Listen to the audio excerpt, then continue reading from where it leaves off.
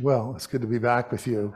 I think it's been about 6 months since I was here, and I don't know, a lot can happen in 6 months, yeah? Yeah, we probably all changed in some way, and that's that's a good thing. I used to write a newsletter, a family newsletter, and I would, at Christmas time, when I would always report, and we had little children at the time that were growing, and I would say, well, in a word, to try to sum it up, our year has been growth. And since it doesn't involve our physical bodies, we are celebrating. So that's a joke.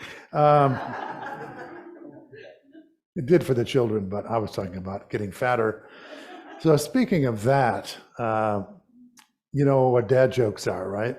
Those are the ones you're not supposed to repeat because they're so bad. I tried this out on my son and I said, is this worth repeating? And he said, yeah, I think actually that's worth repeating. So it's very simple. Two DNA strands are chatting, and one says to the other, do these genes make me fat? So judging by your laughter, I will repeat that one, and you can too.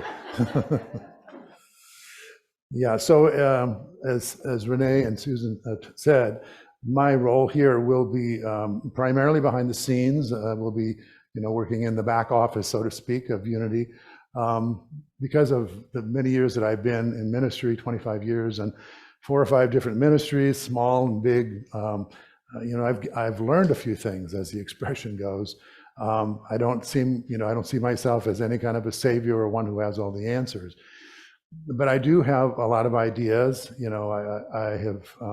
been in the school of trial and error, and what works and what doesn't. And every ministry typically goes through a similar set of challenges, and those challenges usually, if there isn't a lot of understanding of what it means, sometimes the solutions get applied to them don't help. So I'm hoping that I can be a voice of wisdom and experience with the Board of Trustees, and I will occasionally be here on Sunday, not on a regular basis, but perhaps once a month is what we're probably going to shoot for, and then we will have some town hall meetings.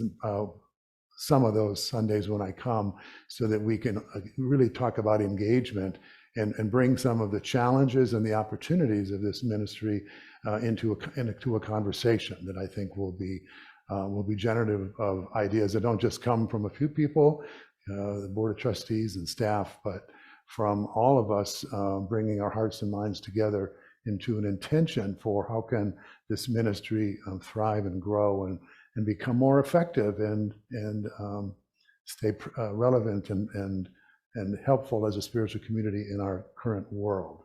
So, and also the other thing I'm going to be doing when I do come and speak is to engage you in a conversation. The old model of ministries as a pulpit minister standing up and giving a message, as much as that may have been good and effective and helpful in the past, there's a lot of indicators right now that what people really want, particularly younger people want, is more of an engagement. There's lots of information out there. There's lots of spiritual information that's available. But what seems to be needed is there needs to be a way of taking these truth teachings and applying them in our life and sharing ways in which that we are doing that. And when we can bring that sort of conversation to a spiritual community, then it becomes alive, relevant to what's happening in people's lives in the community, as opposed to spiritual ideas and precepts that just sort of hang there, and then it's up to the person to sort of go home and try to apply that in their life, and perhaps it remains a series of lingering questions into how do I apply this in my life? So we're going to try that today. I'll introduce the topic. I'll say a few words. Yes, Larry, remembered I said that, right? Because once this thing starts happening, starts going, sometimes it's hard to quiet it down. I had a secretary in my first church who she was extremely bright and extremely talkative. And she would be talking with us, my wife and I, who were there at the time, and she would just be going off, and she'd go from one topic to the next without taking a breath. And she said, "I'm sorry, I'm talking and I can't shut up." It was like, there was something that was just driving this expression to go on and on. So I don't want to be guilty of that. I want to keep this reflective. So as you listen to the words that I am going to say today, as you probably do anyway, perhaps, but maybe even more so today. Oh, did I turn myself off? Oh, okay, just a little. It already wants me to be done, so it's put the microphone out there. By the way, do we have a roving microphone that when people want to share, somebody can do that? Okay, so yeah, not yet, but I just want to make sure that we get that, because this will be recorded as well. So yeah, so the sermon today will be short, and that should be merciful for many people. It's like, when I first started in ministry, there was the formula for a good sermon was one that had a powerful opening and a compelling conclusion. And those two were as close together as possible. So thank you very much, and good night. So I do want to talk about what I think is the most important message of any spiritual path, and that is knowing who we are. That's why that song was chosen. I think it's a beautiful song, the song really describes the conflict that you and I have. If we've been on the spiritual path for any length of time, we've heard over and over again, you are not, your body, you are not your mind, you're not your circumstance, not your story, you're not your thoughts even, you're not your feelings. You've heard this over and over again.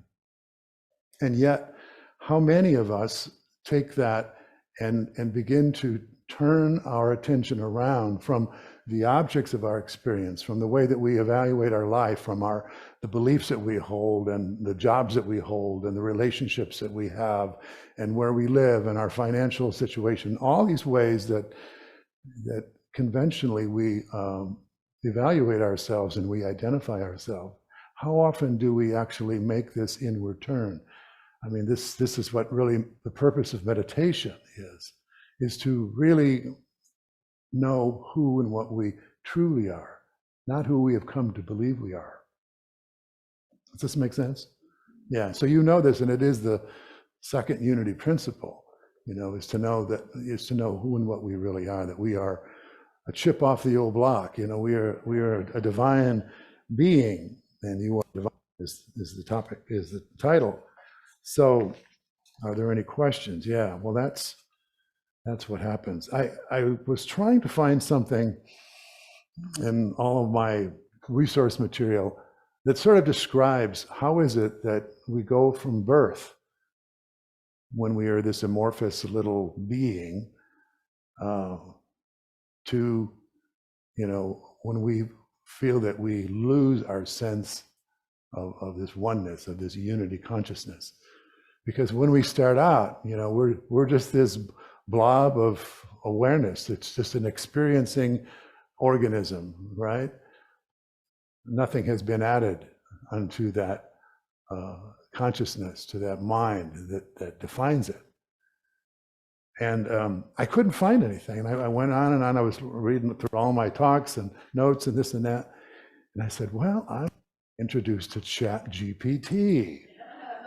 This is a good question for ChatGPT. So I went there and I found this amazing, and I'm not trying to sell you on ChatGPT, it's not for sale anyway.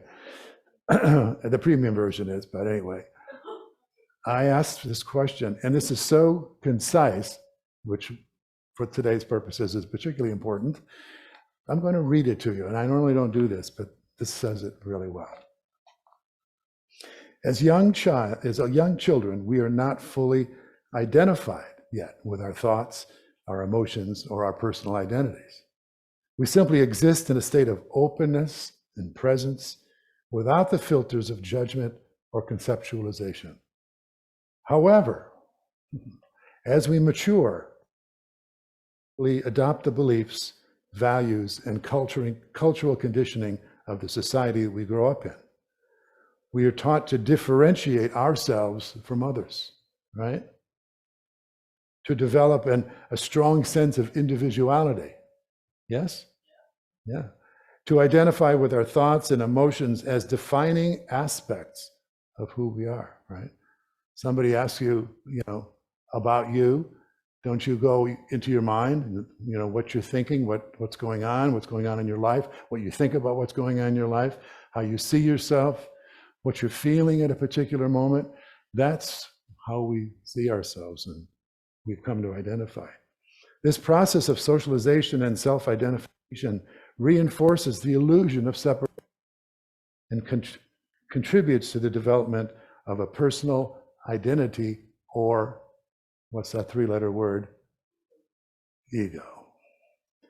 The conditioning and development of the mind, combined with societal influences, gradually veils the inherent sense of oneness that we experience in early childhood.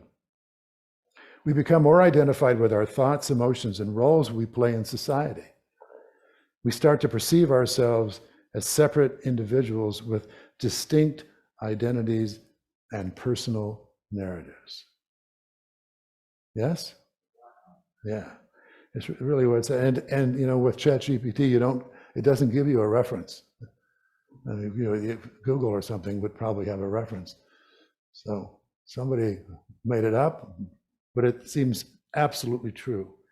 And I know that my journey, my spiritual journey, and perhaps yours as well, has been a period, or what seems to be an ongoing search for what we keep hearing about is our true nature, our divine nature. You are, Jesus was enlightened, and you are the Christ also. You just don't know it. You just don't realize it.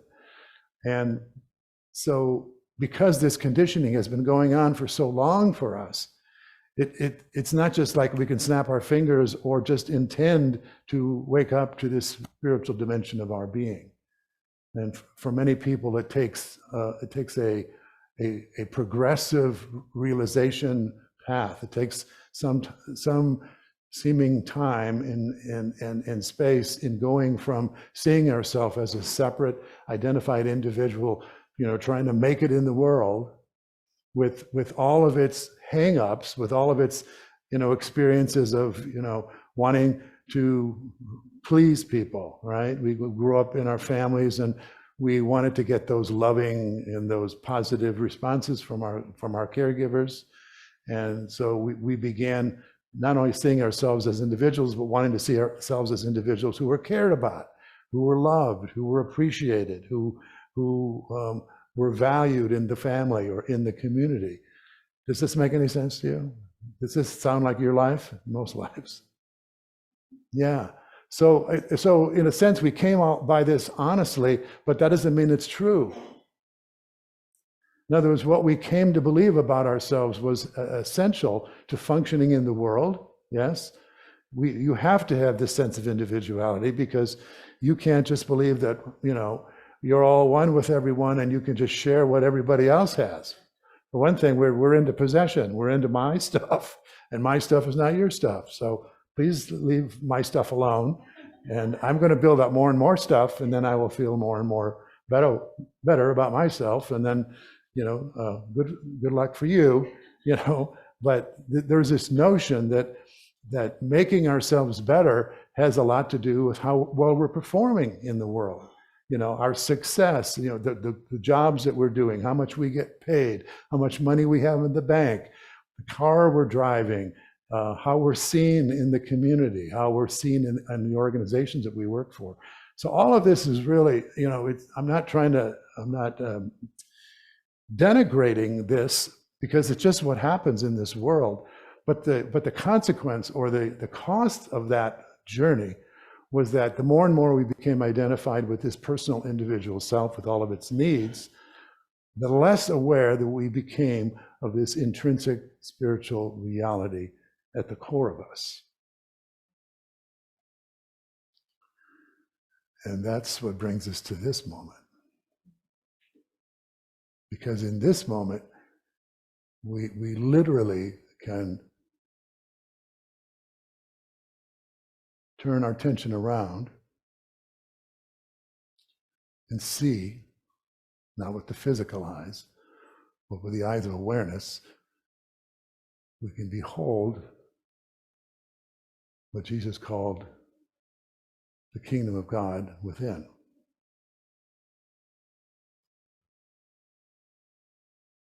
You know, when Jesus, much has been said and made of his life and his teachings and the purpose of his life and his death. In unity and in many of the mystical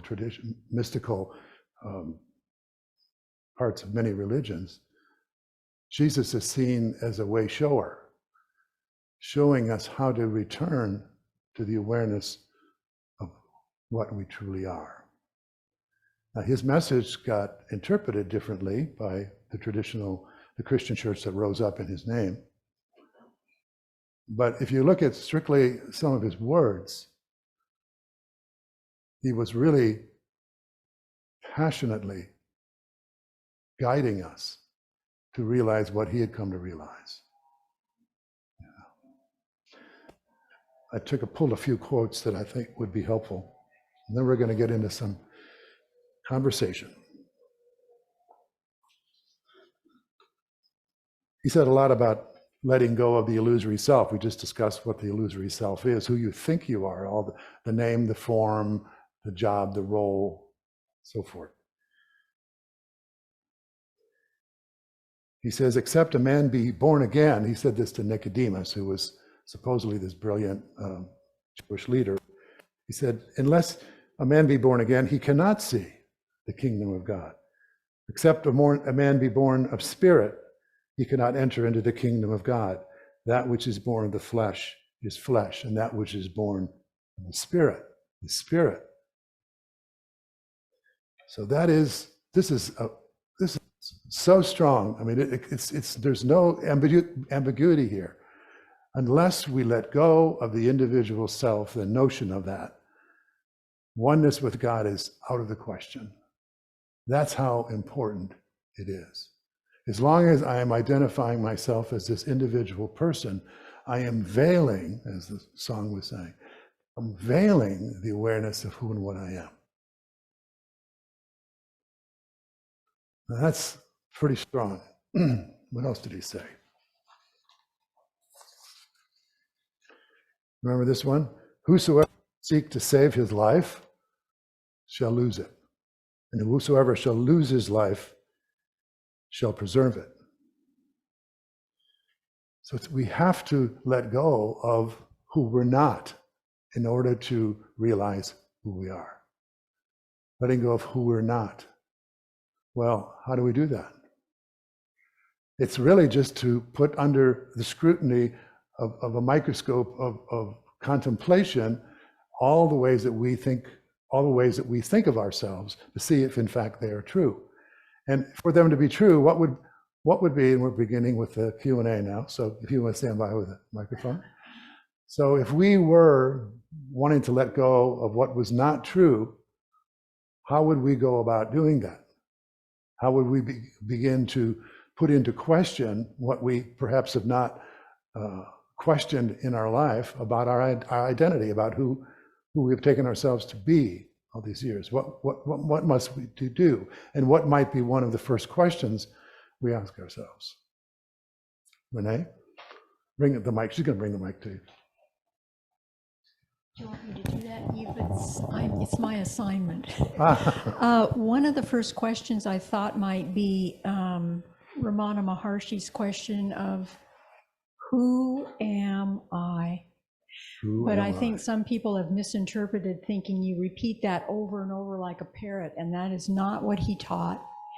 But he taught to use that word to bring the mind back to the core, and to ask, who am I, as it drifts off on its distractions in this world, and we need to go to this meeting and pick up these groceries and what have you. And so I think that would be a good place to perhaps start. Yeah, and that is, you've nailed it right from First, that is the quintessential question of all of the non-dual spiritual paths, where you're wanting to go right to that. So, anyone else want to comment on that or have a different way of expressing?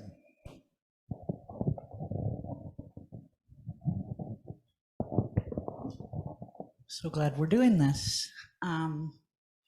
One practice that I keep trying to do is really, and I use the word to do, is to separate my identity from what I do. You know, in the past it was a job, now I'm retired, so I don't have that. And I still bring it in, but the task that always presents itself to me is in a conversation when somebody says, you know, who are you? What do you do? You do, yeah.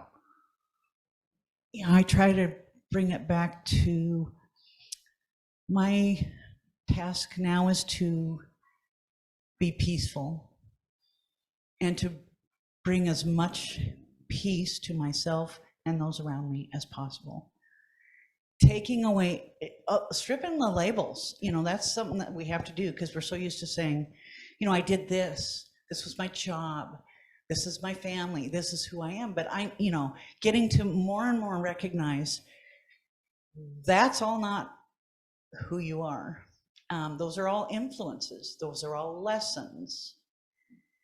I'm grateful for all those lessons. And it's just an everyday task to not describe yourself as what you do instead of what's your essence. Yes. Great. Thank you, Star. Just want to comment on that. You know, and one of the things you can do is ask yourself, if you're typically lead with that answer, I'm a doctor, lawyer, butcher, baker, candlestick maker, whatever it is. When you say that, you have to ask yourself, well, was I always that? And in modern days, people have multiple careers, right? And there's a time in your life when you didn't have any job. Were you still you? I mean, that's kind of it. In other words, this is a journey of subtracting. We think the spiritual life is about, oh, if I know more, if I can pile on more truth, and I'll pray more fervently, and I'll, you know, read more, you know, sacred scripture and all that. And I'm a quote junkie, so I mean, this was really hard for me. And I'm also a mental case. You know what I mean? Process everything through my mind. So this was a real departure for me. So yeah, job is one. What's another way that we typically identify ourselves, and probably you can say whether you're still doing it or not, but we're not here to judge it. We're just here to be helpful.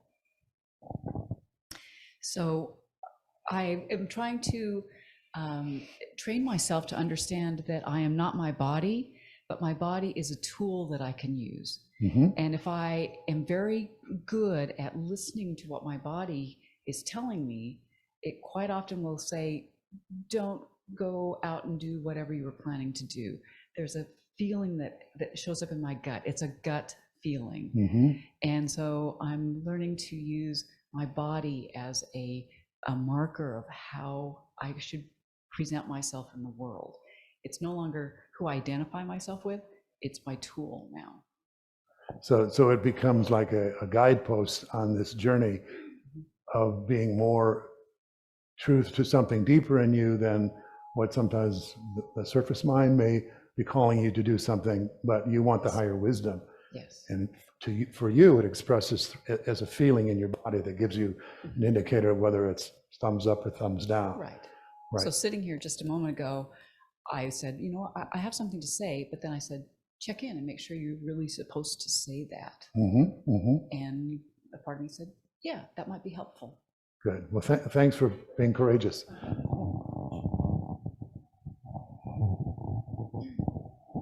Good morning. Good morning. I'm new at this, and I really like the topic a lot. One thing I know, I'm actually very new at this, but one thing I know is that I believe all people are born with that little light or that spirit. And I totally agree with what you said about we grow up wanting acceptance and wanting that love. And I definitely did that and became what I thought other people wanted me to be, which then hid that ember in my soul and forgot about it and don't think about it. And so recently, I think that that ember or that spirit in you is something that you just have to remember and keep it forefront in your mind and not forget about it, because we get busy with our work, with our family, and it just becomes some little part of you that's struggling probably to get out and say, hey, I'm here. But you don't see it, you don't hear it, and you continue with your life. So now I think of it as something that I have to exercise, something that I have to remember. And even though it's growing and it's infinite, I guess, but I'm at the lower end of that scale of that understanding that if I keep thinking of it, whatever I'm doing at any time of the day, and I bring it up to myself and say, yes, I am a spirit, I am part of this world, I am part of God, then ultimately, over time, with that shower of that love and that spirit in you, it will tell you and you will find out and understand it. But until you start actually recognizing that it's there, you won't see it. Beautiful. Thank you so much. Thank you so much. So there was a key there that I think a lot of us who've been doing this for a while realize that it isn't something we become. It's so much of self-improvement, it is about making this person that we think we are better. I want to be smarter. I want to be more, even things like I want to be more compassionate. I want to be more loved. All those things have to do with who we think we are becoming an improved version of. And you just said, I know that within me there is this real self, and I just need to recognize it. I think that's it was eye-opening for me, even though I sometimes forget it, knowing that it's not about me becoming the Christ or becoming a spiritual being. It's that that's already done. The question says, God's work in you is done. You were made in the image and likeness of God. How are you expressing that? And the question always goes to, what are you doing to remember what you already and have always been? And so thank you for that.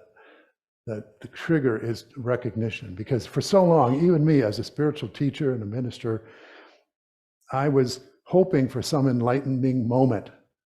We hear these stories about, Buddha and Eckhart Tolle and everything, waking up and there's lights going off and there's, the Red Sea parts and, the bush turns into flame.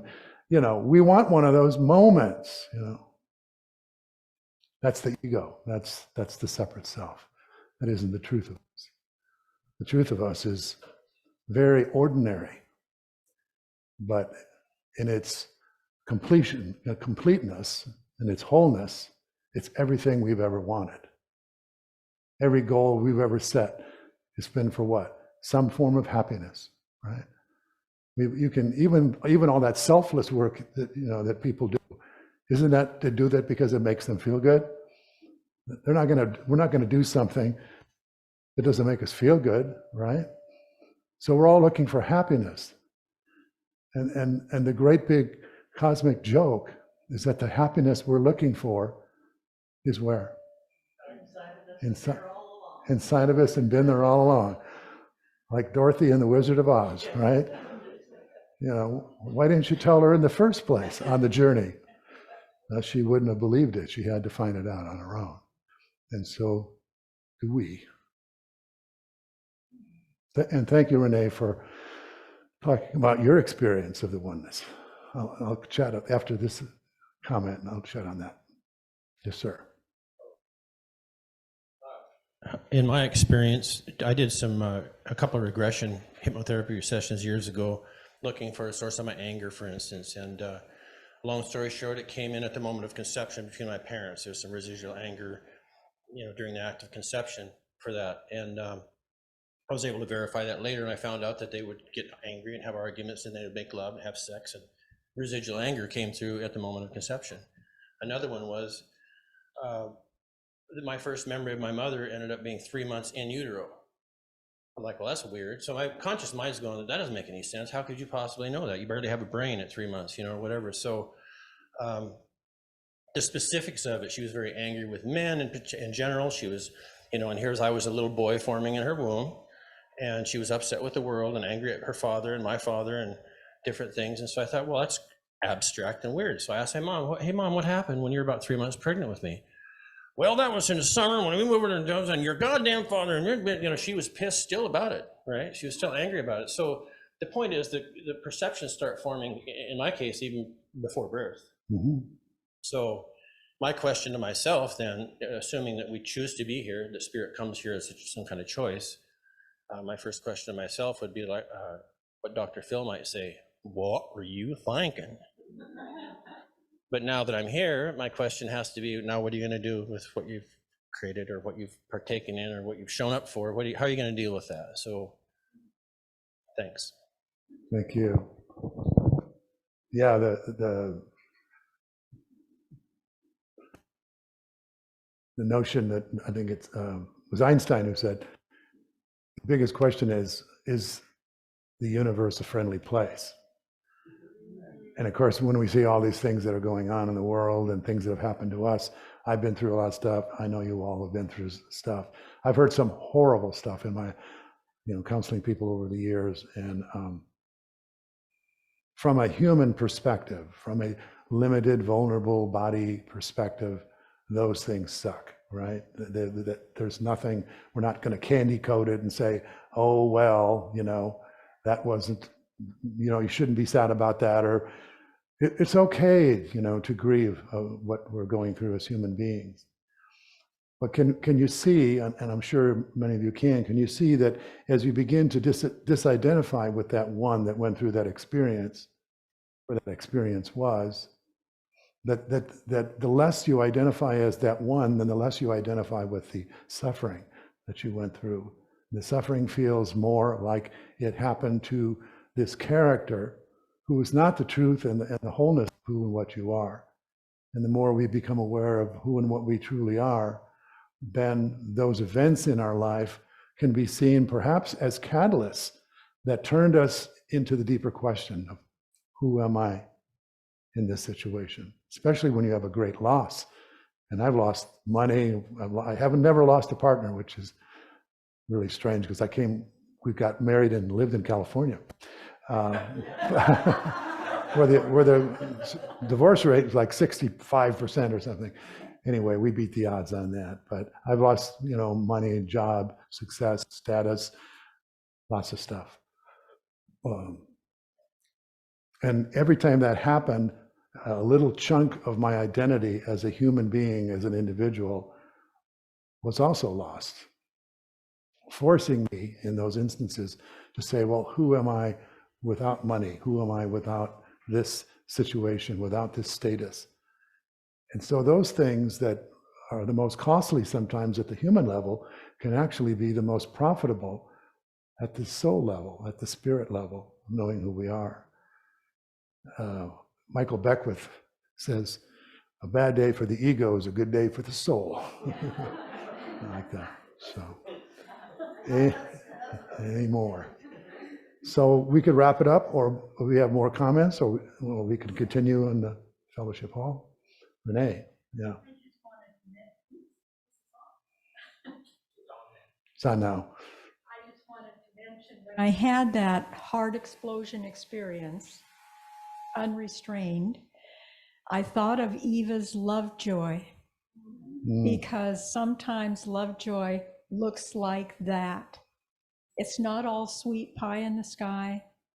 Ignore the ugliness of our 3D world.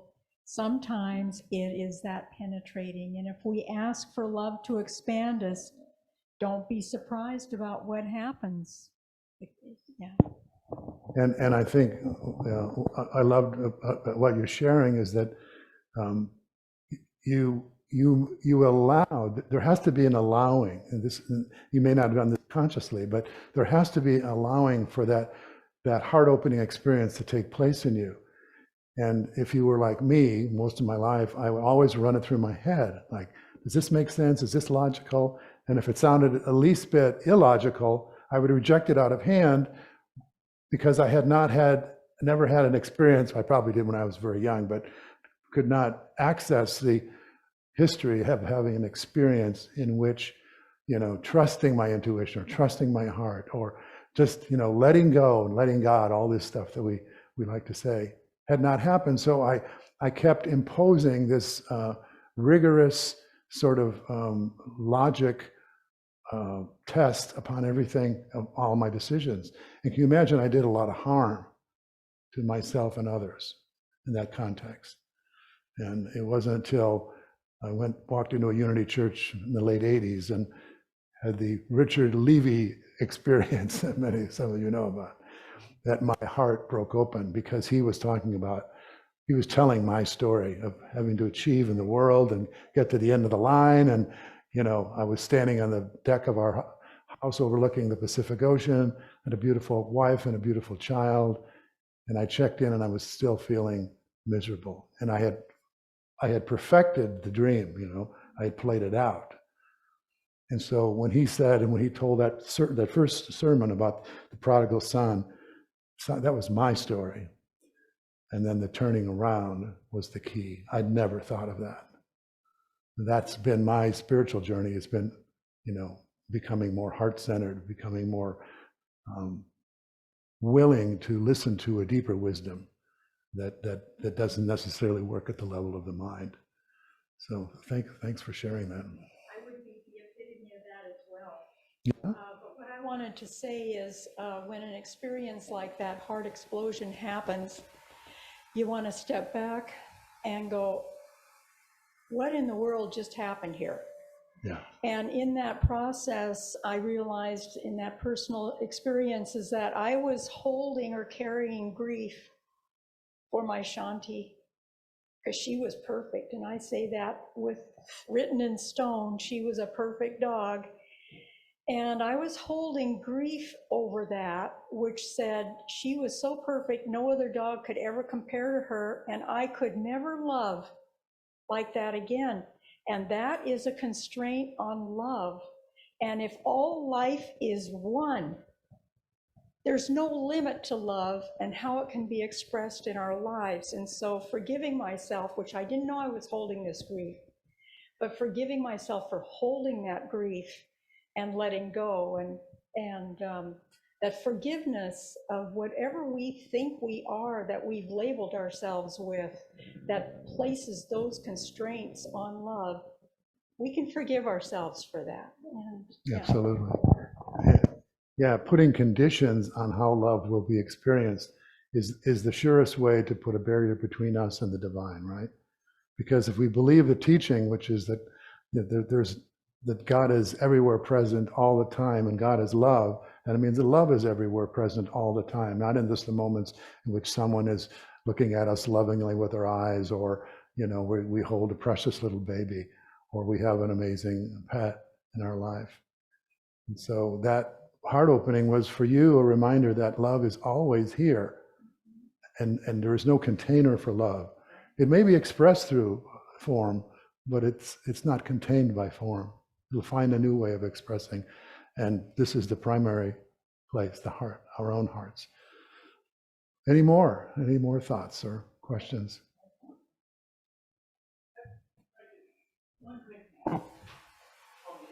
Yeah, we got it.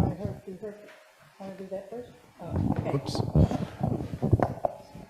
Well, I know I'm here for a reason. A lot of things have happened in my life.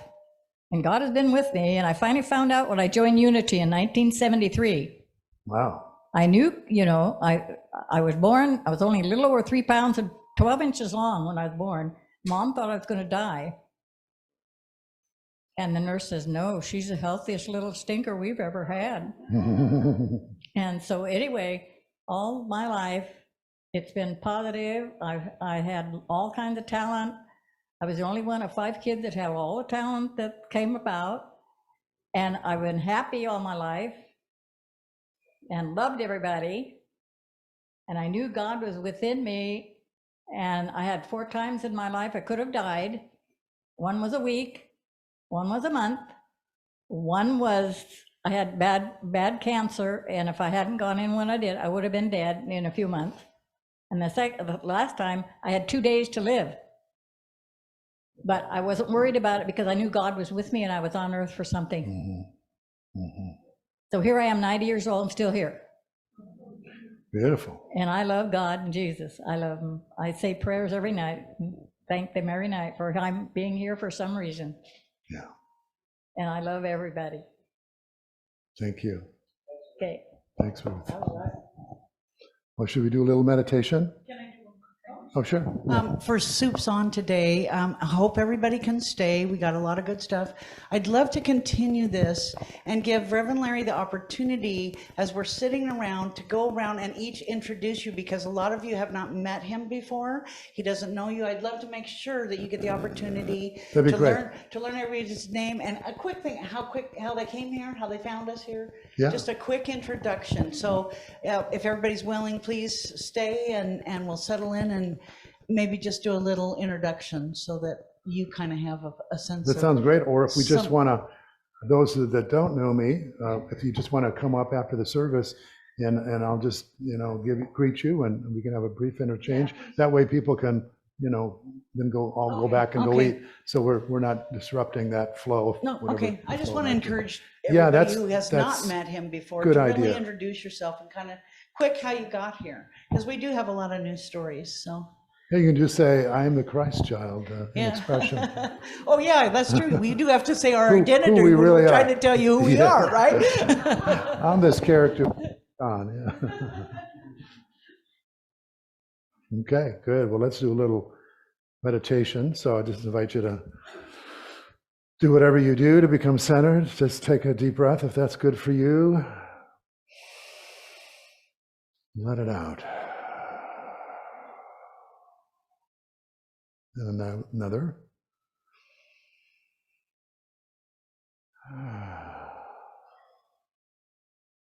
This is our chance to drop the old identity, whatever that is. This is a sacred moment. Every moment in which we are willing to hear the still small voice of spirit, allow the truth to be recognized in us. Drop whatever barriers or conditions we have placed on our happiness, our sense of well-being, feeling of love, worth, value. To know that all those are needs of the separate egoic self. But the one that God created, the real you, needs nothing. It's forever loved, loving, needs no approval. It's whole, complete.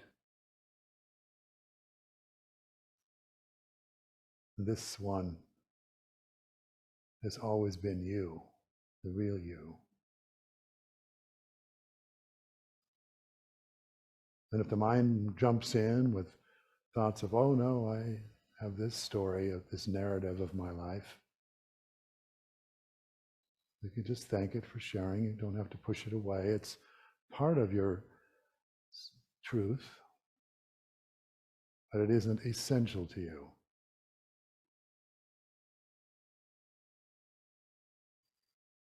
Jesus said, before Abraham was, I am. He was talking about that essential being. He said, I am the light of the world, and you are the light.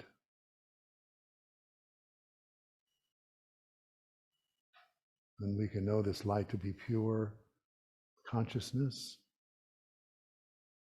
boundless awareness, that which knows our experience.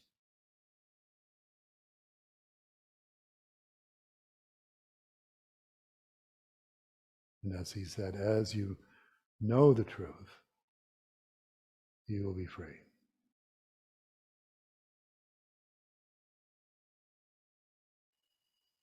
He didn't say, if you're raised by functional parents, or you fall in love with somebody, or you win the lottery. Simply said, this master of life said, know the truth.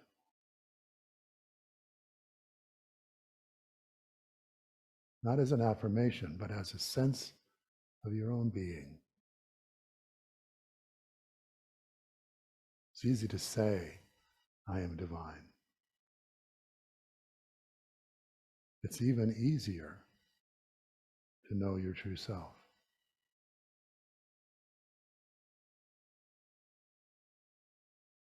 Because every day when you wake up, the first moment of consciousness, you know that you are. You have a sense of aliveness, of being. That was true this morning, 5 years ago, 10 years ago, all the way back.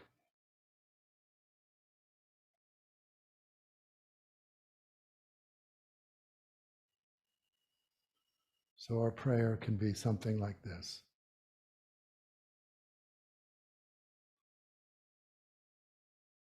I am willing and open to know the truth that I truly am.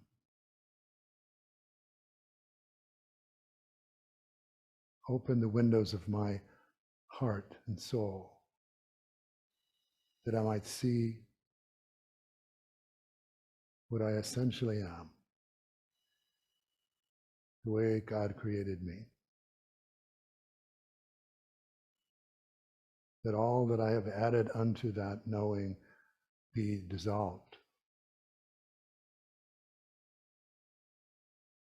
That I might stand in the light of this truth, fully illumined